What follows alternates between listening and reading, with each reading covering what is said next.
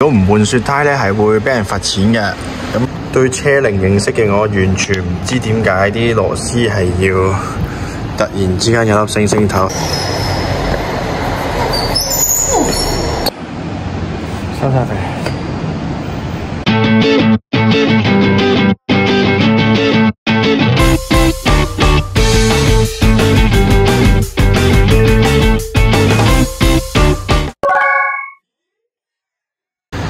好，今日咧我哋就嚟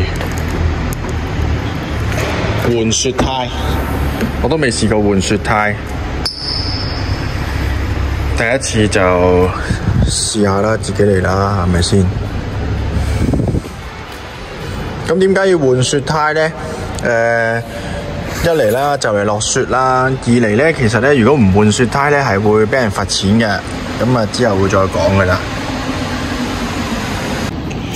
講真，呢組嘢真係唔識用，都未用過。咁我哋而家要換呢條胎啦，應該係換晒4條啦。咁就試下咯。點解好似少咁啲嘢咁樣嘅？係咁㗎？點積啊？我估應該係因為呢度有條駁嘅，而呢度咧咁啱有條罅。咁應該就係對翻啱，咁就積得高啦，係咪啊？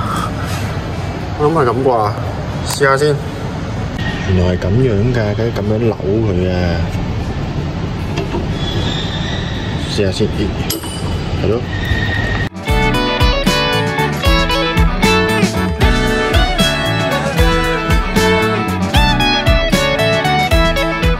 咁呢架車應該就叫做積起咗。咁我就再積高少少先。點解會有個星星喺度嘅？邊個嚟㗎？點樣用啊？星星？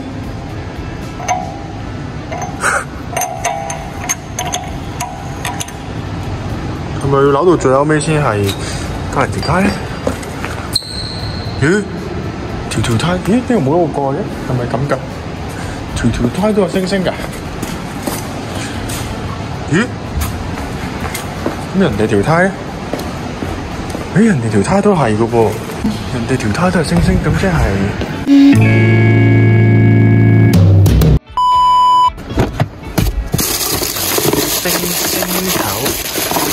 星星頭哦！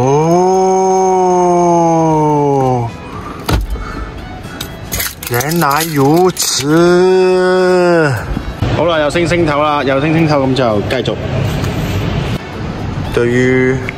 對車齡認識嘅我，完全唔知點解啲螺絲係要突然之間有粒星星頭，係特別啲，係咪咧？即係唔可以換其他嘅。呢個係專屬 Kia 嘅，係咪？但係頭先嗰個 Toyota 都好似係有星星。黐線！好污糟啊！我掹咗條胎出嚟啦，耶！睇下先，條胎原本都好似唔知呢啲係咪咗所謂嗰啲咩4季胎啊？咁跟住就而家就要換條雪胎啦。好，而家搬上去。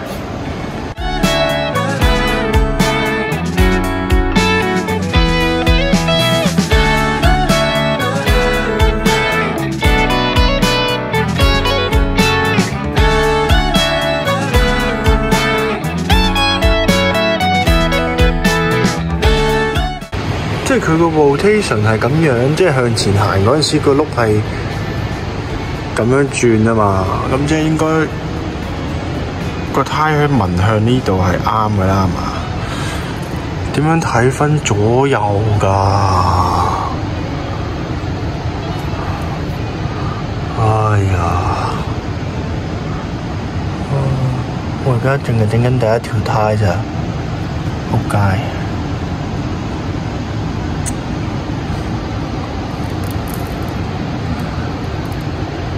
希望啱啦，成條線呢一位度收唔到，上唔到網啊！唉，係咪換咗一條咁就輸啊？咁而家好似用咗成個鐘頭，不過而家熟手啦，應該之後會易啲。咁我搞咗一條呔，咁我而家會搞晒後面啲呔先。嚟咧我都唔知有冇分前後，左右就一定有分，前後應該冇啩。換埋呢條呔，換晒啲後呔先，咁就之後先再搞前呔。希望呢個唔好咁快翻嚟啦，因為我霸咗個位。點解呢？因為隔離呢度個 store room 啊，拍完諗住會好快搞掂，點不知搞咗勁耐。好，繼續記錄下呢條呔先，1432，睇下幾時搞掂。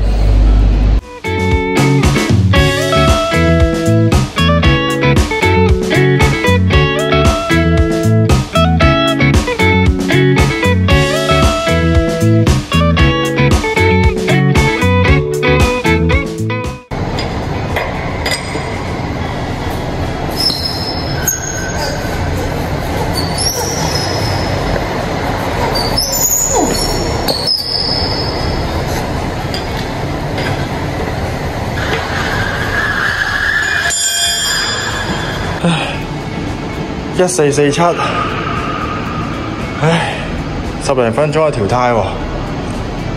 OK， 下一條。之前呢，搬咗啲舊呔去個倉度先，費事阻鬼住晒。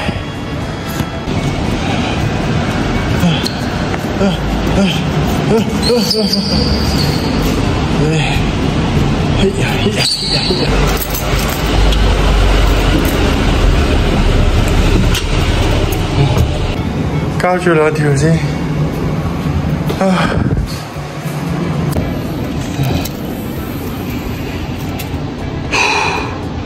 最後2條，好啦，開皮。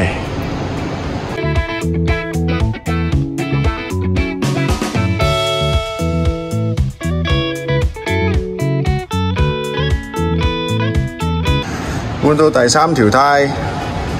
我突然之間醒覺呢嚿嘢係可以咁樣用。哦，屌 ！OK， 都唔算遲啊，起碼仲有咁多粒螺絲俾我玩。頂 engine 喎，唉，都好，起碼唔使之後嗰幾粒都仲咁辛苦。我一直都諗緊究竟呢2碌嘢有咩用？如果有人知嘅話，真係同我講聲睇下咩用。我真係唔知有咩用啊！除咗而家咁樣駁長佢，繼續。咁鬼大粒石嘅，識玩一定玩公司鎖匙嚟了。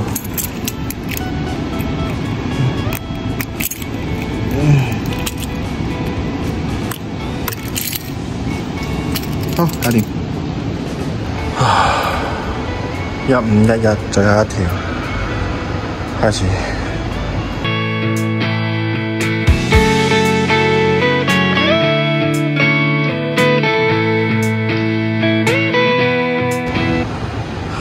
25分，都係13分鐘。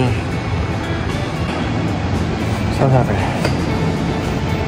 好，擺埋條呔。洗個手返屋企沖涼，今晚睇 LOL， 係咁啦。希望冇換錯啦，睇多次先。你冇理由錯啊嘛 ，rotation 啊嘛，咁樣轉啊嘛，咁樣轉嘅話，架車就向前行咯，咁樣轉啊嘛。唉，我唔知，換咗啦，唔啱再換啦。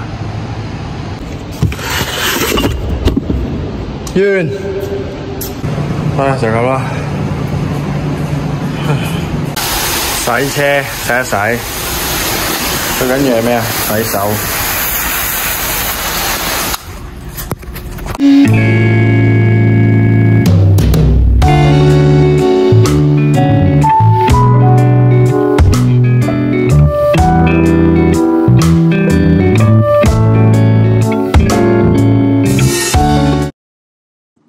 好啦，咁最後咧就講一講翻關於換雪胎嘅一啲規定啦。其實咧，B 資產咧嘅雪胎規定咧，其實已經係生效噶啦。咁即係意味住咧，其實咧，如果你係冇換到雪胎嘅話咧，係有機會俾 B 資產咧罰121蚊嘅，甚至有可能咧你係會俾人拖車走。咁點解咧？因為咧每年嘅10月1號開始，直到去下年嘅3月31或者4月30號咧，咁當然取決於個位置啦、地區啦。